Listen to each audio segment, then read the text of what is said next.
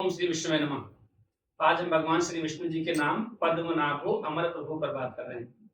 पद्मनाभ प्रभु कहते हैं क्योंकि उनकी नाभि से जो कमल निकला है, उन कमल से जो है श्री ब्रह्मा जी की उत्पत्ति हुई है और संपूर्ण सृष्टि की रचना ब्रह्मा जी ने की है।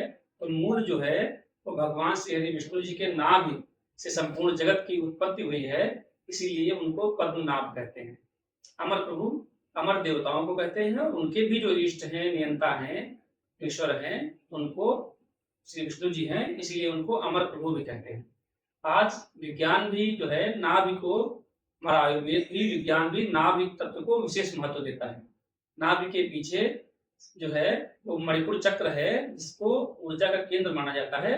सेंटर ऑफ ग्रेविटी जो है वो नाभि स्थान के पास है।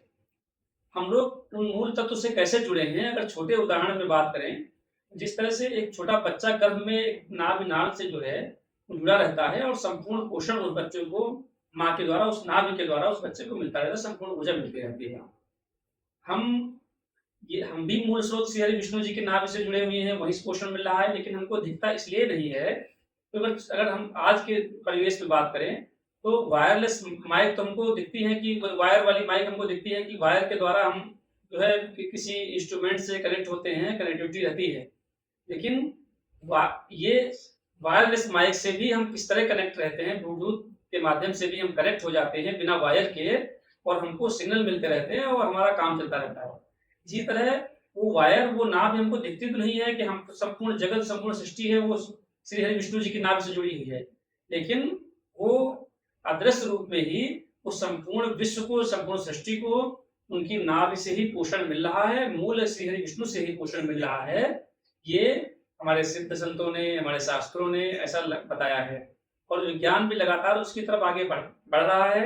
विज्ञान भी कहता है कि जैसे छोटे हमारे शरीर के रूप में, वो कहता है कि नाभि के आसपास जो है वो सोलर प्लेक्सस कहते हैं कि सबसे ब्रेन के बाद सबसे बड़ा जो तंत्र है, तंत्र का तंत्र, वो नाभि के पास रहता है। उसको ऊर्जा के केंद्र भी है। पहले हम लोग जब गांव में ऐसा देखते थे कि लोग अपनी नाभि हट जाती थी, सही कराने आते थे, सही कराते थे।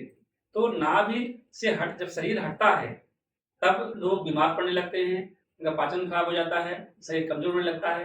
लेकिन जब उनकी नाभ सही कर दी जाती है तो वो सही हो जाते हैं। इसी तरह जब हम अपने जो हमारी मूल सबकी सृष्टि की नाभ है श्री विष्णु जी से जुड़े रहेंगे तो हम ऊर्जावान रहेंगे, शक्तिशाली रहेंगे और सन्मार्ग की तरफ जो मुड़कर जो है उनके बताए हुए मार्ग चलेंगे, उनका आशीर्वाद प्राप्त करेंगे।